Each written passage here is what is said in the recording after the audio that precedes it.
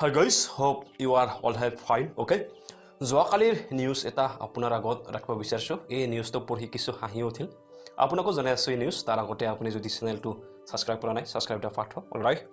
কেইদিনৰ আগত যি অসম চৰকাৰৰ ফালৰ পৰা তৃতীয় বৰ্গ আৰু চতুৰ্থ বৰ্গৰ নিযুক্তি প্ৰাৰ্থীসকলক নিযুক্তি পত্ৰ প্ৰদান কৰা হ'ল।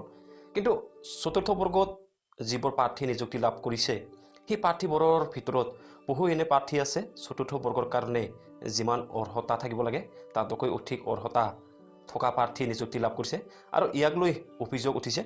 কথাটো আছিল তৃতীয় বৰ্গ আৰু চতুৰ্থ বৰ্গৰ প্ৰাৰ্থীৰ বাবে কোৱালিফিকেশ্যন এটা বান্ধি দিয়া হৈছিল। চতুৰ্থ বৰ্গ প্ৰাৰ্থীৰ কাৰণে সৰ্বোচ্চ কোৱালিফিকেশ্যন 12 পাছ আৰু তাৰ তলৰ হ'ব লাগিব 12 পাছতকৈ অধিক কোৱালিফিকেশ্যন থকা সকলে তৃতীয় বৰ্গৰ কাৰণে এপ্লাই কৰিব লাগিব।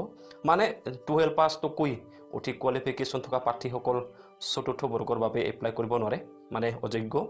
কিন্তু কথাটো হ'ল বহুতে হাই কোৱালিফিকেশ্যন থকা প্ৰাৰ্থীও চতুৰ্থ বৰ্গৰ বাবে এপ্লাই কৰিছে। ডাঙৰ কথাটো হ'ল এতিয়া ইয়াক লৈ তদন্ত চলিব পাৰে। যিসকল এনেধৰণৰ প্ৰাৰ্থী চতুৰ্থ বৰ্গৰ চাকৰি এটা লাভ কৰি এতিয়া সেটেলমেণ্ট হ'ল বুলি ভাবি লৈছে, সেইবোৰৰ প্ৰাৰ্থীৰ চাকৰিত তলা লাগিব পাৰে। অ'কে ৱাইট, একচুৱেলি এই কথাটো আহি পৰিল ক'ৰ পৰা? কথাটো সেই ধৰণৰ যেতিয়া আপুনি আনৰ ঘৰখনত থাকি নিজৰ ঘৰ বুলি ভাবি লয়, সেই ঘৰৰ মানুহজন আপোনাক বাহিৰ কৰিব নিশ্চয় বিচাৰিব। কথাটো এনেধৰণৰ যিসকল চতুৰ্থ বৰ্গৰ কোৱালিফাই অনুযায়ী যোগ্য প্ৰাৰ্থী আৰু তেনেধৰণৰ বহু যোগ্য প্ৰাৰ্থী চতুৰ্থ বৰ্গৰ পৰা বঞ্চিত হৈ থাকিব লগা হ'ল।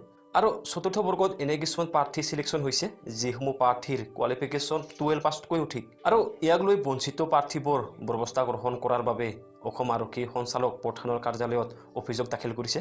আৰু যদিহে অসম চৰকাৰে এই ক্ষেত্ৰত কোনো ব্যৱস্থা গ্ৰহণ নকৰে, এই বঞ্চিত প্ৰাৰ্থীবোৰ ন্যায়ালয়ৰ কাষত চাপিব বুলি কৈছে। অ'কে, চোৱা, এতিয়ালৈকে প্ৰশাসনৰ ফালৰ পৰা কোনো তদন্ত চলোৱা নাই। যদিহে তদন্ত চলে, প্ৰশাসনৰ ফালৰ পৰা কেনে পদক্ষেপ ল'ব, 12 পাছৰ অধিক কোৱালিফিকেশ্যন থকা চতুৰ্থ বৰ্গৰ চিলেকশ্যন প্ৰাৰ্থীসকলৰ চাকৰি যাবনে? আনকি প্ৰশাসনে এই ক্ষেত্ৰত যদি কোনো তদন্ত নচলায়, এই বঞ্চিত প্ৰাৰ্থীবোৰ ন্যায়ালয়ৰ কাষ চাপিব বুলি কৈছে।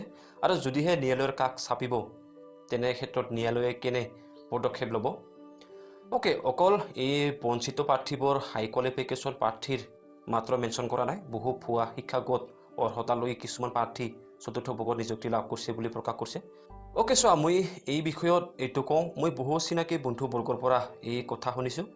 বহু হাই কোৱালিফিকেশ্যন থকা প্ৰাৰ্থী তৃতীয় আৰু চতুৰ্থ বৰ্গ দুয়োটাতে এপ্লাই কৰিছিল। কিন্তু কথাটো হ'ল বহু প্ৰাৰ্থীৰ আগত এইটো ইনফৰ্মেশ্যন নাছিল যে হাই কোৱালিফিকেশ্যনবোৰ চতুৰ্থ বৰ্গত এপ্লাই কৰিব নোৱাৰে। যেনেদৰে অসমত বেৰোজগাৰৰ সংখ্যা বহুত বাঢ়িছে, চতুৰ্থ বৰ্গৰ চাকৰি এটা পালেও বহুত বুলি ভাবি লৈছিল।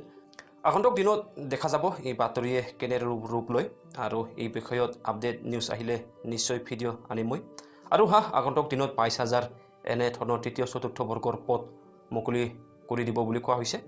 আৰু এই ভুলটো নকৰিব, নিজৰ কোৱালিফিকেশ্যন অনুসৰি এপ্লাই কৰিব, নহ'লে বা তদন্তই চলি থাকিব অসমখনত। অলৰাইট, থেংক ইউ ফৰ ৱাচিং, হেভ এ ডে।